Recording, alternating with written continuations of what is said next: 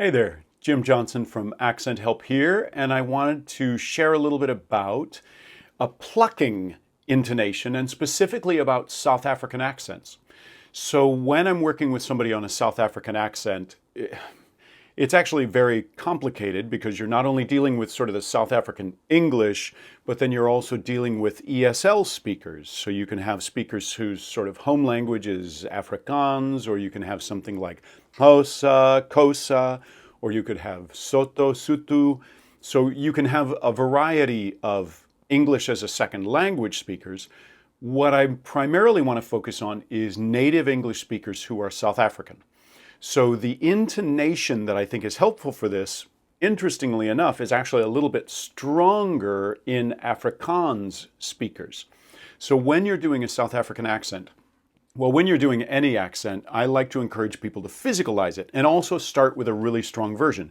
So if I physicalize this sort of plucking quality, thinking about like I'm almost plucking a feather or plucking a hair from something, this sort of plucking action, that kind of a plucking action, there's a quality of that that's present in a South African accent. So whether you're talking about South African English or an even stronger version of this, which you get for Afrikaans speakers, like when you get to a very strong sort of Afrikaans accent. And again, I'm going a little over the top with this for the moment because you want to start super strong, almost cartoon, so that then you can always mellow it out. But starting with this extremely strong sort of pluck that you can do with this accent here, and then you start to lighten this up, and it's not quite that strong, but there's still just a little bit of this quality of the plucking that's going on.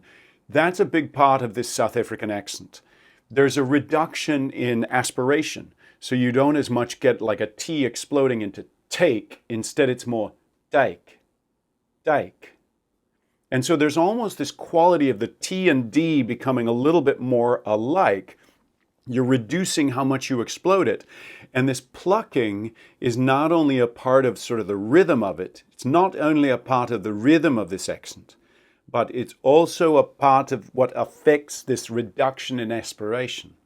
So again, whenever you're working on an accent, I really encourage you to physicalize whatever the intonation is that you're working on, and if anything, go way too strong with it so that you're going too far with it. And then you can always mellow it out and try to find how this exists in the speech on a lighter level. And that's why I think it's useful to get some inside tips on, okay, what are the things that I need to do to be able to take on this accent?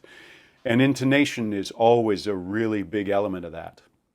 If you want to learn more about this accent or learning other accents for actors, you can check out accenthelp.com.